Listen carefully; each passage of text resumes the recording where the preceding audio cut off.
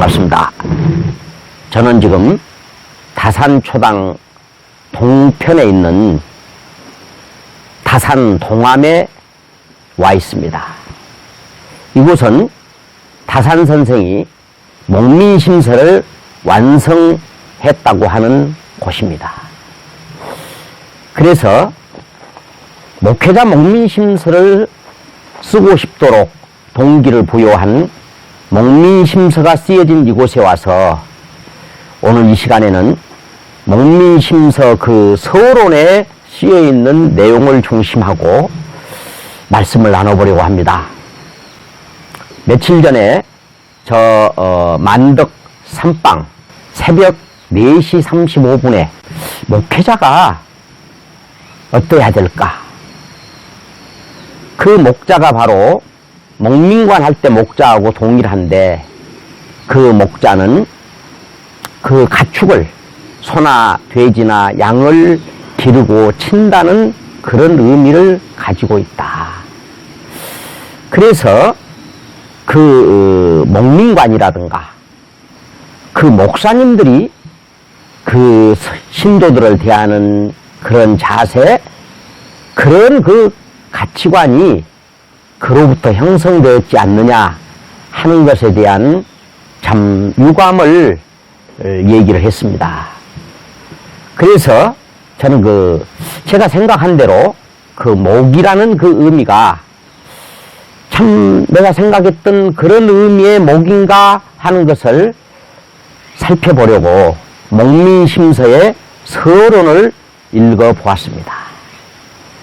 그 서론에 보니까 그 목이라는 것이 처음 등장할 때가 언제였느냐? 목이라는 것이 처음 등장하게 된 것은 요순임금 때 그 요임금의 후임인 순임금이 12목을 두어서 나라를 다스리게 했다. 여기에 처음 목자가 등장하는데 그 목자가 바로 칠목자, 기를 목자를 사용하고 있습니다. 그 후로 공자님께서 그렇게 존경에 맞지 않았던 문왕이 사목이라는 제도를 두어서 나라를 다스리게 했습니다. 맡을 사자, 기를 목자, 백성을 치는 역할을 맡은 그런 사람들을 두어 가지고 나라를 다스리게 했다 하는 그런 내용의 이야기입니다.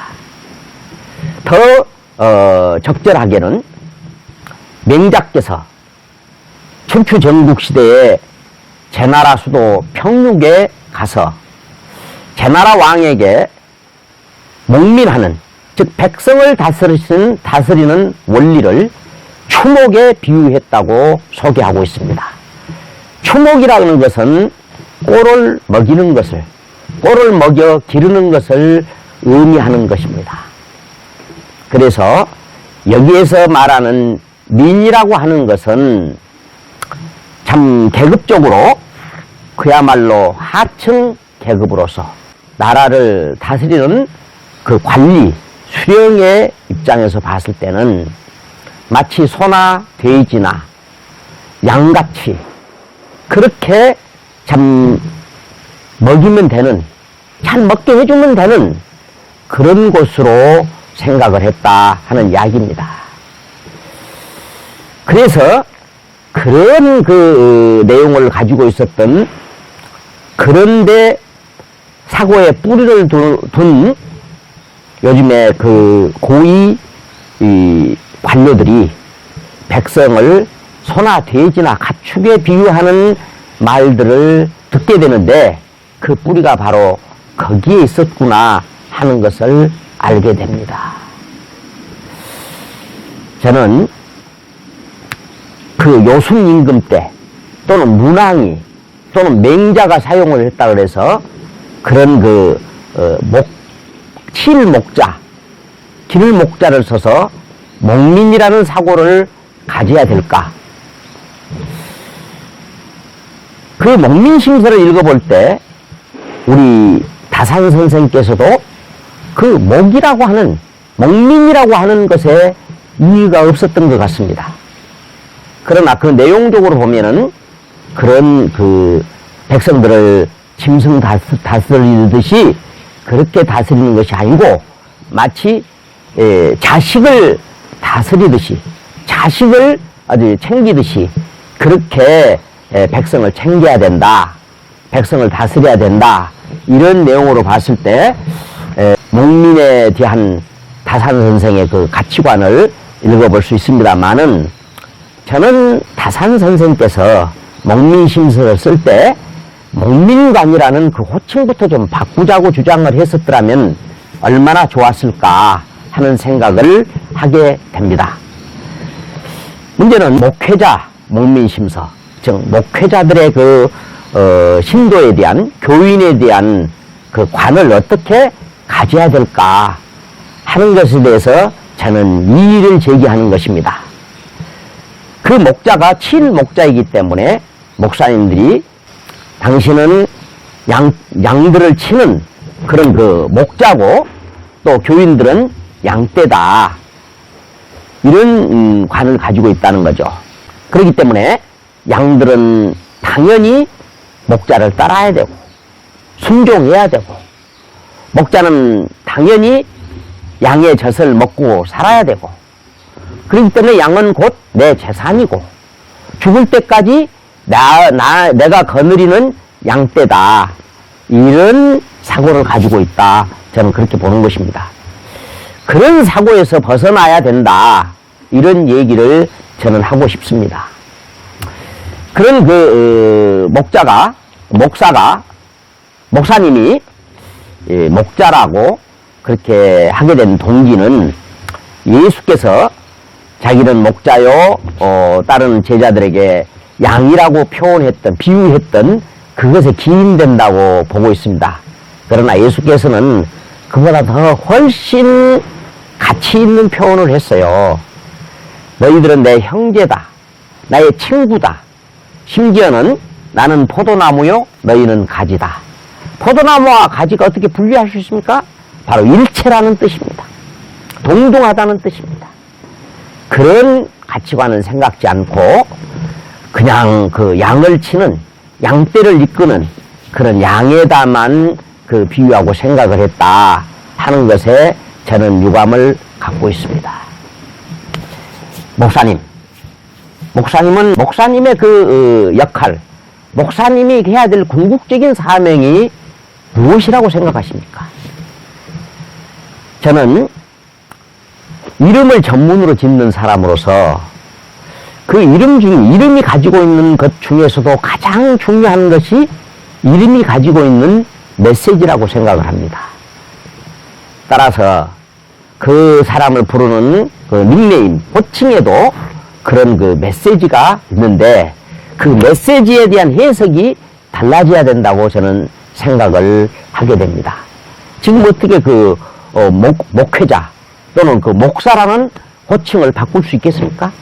바꾸지 않더라도 목사에 대한 의미, 메시지가 무엇인가 하는 것을 우리가 다시 한번 우리는 생각해 봐야 된다 하는 것을 말씀드리고 싶습니다. 목사는 친목자의 스승사자니까 저는 참 양떼처럼 사람의 탈은 쓰고 있지만은 그 마음은 그 짐승과 같은 그런 그 양과 같은 그런 사람들을 가르치고 교육해서 하나님의 사람, 하나님과 같은 사람, 예수와 같은 사람을 길러내가지고 본래 곳으로 돌려보내야 된다고 나는 생각을 합니다. 목사님들, 한 번 교인이 되면 죽을 때까지 그 교회에 소속이 돼야 된다고 생각하십니까? 그 교회에 죽을 때까지 주일날이면 참석해갖고 목사님의 말씀을 들어야 되고 헌금을 해야 되고 출석을 해야 된다고 생각하십니까? 양에서는 그 스승들이 때가 되면 이제는 더 이상 가르칠 것이 없다. 하산해라 하고 졸업을 시켰습니다. 그런데 교회에는 왜 졸업이 없습니까? 저는 우리 목사님들이 신도들을, 교인들을 잘 가르쳐서 교회를 졸업시켜야 된다고 생각을 합니다. 내 지인 중에는 자기는 종교를 졸업했다, 교회를 졸업했다고 그렇게 표현하는 사람이 있습니다. 그렇게 주장하는 사람이 있습니다. 근데 내가 가만히 그분의 그 삶을 지켜보니까 이분은 교회를 졸업을 하는 것이 아니고 자퇴했구나, 중퇴했구나, 이렇게 보여집니다. 졸업을 한다. 학교를 졸업하면 이제 학교에서 배운 것을 다 버립니까? 다 어떻게, 거기하고는 이제 담을 쌓는 겁니까?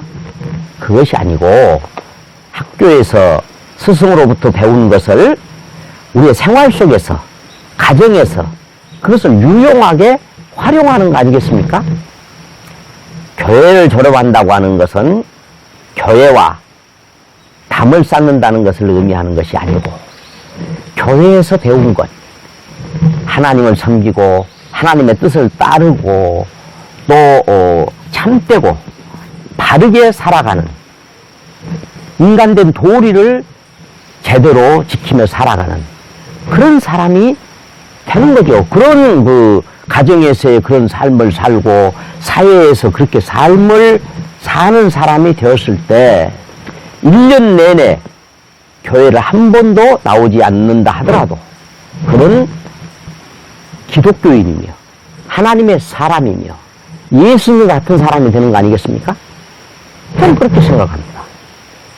그래서 저는 참 하나님을 모르고 또는 그 인간의 삶의 진정한 도리를 모르고 또한 그 영적인 삶의 가치를 모르는 사람들에게 제대로 교육하고 가르쳐서 그를 집으로 돌려보내서 그 집이 곧 교회가 되게 해야 된다.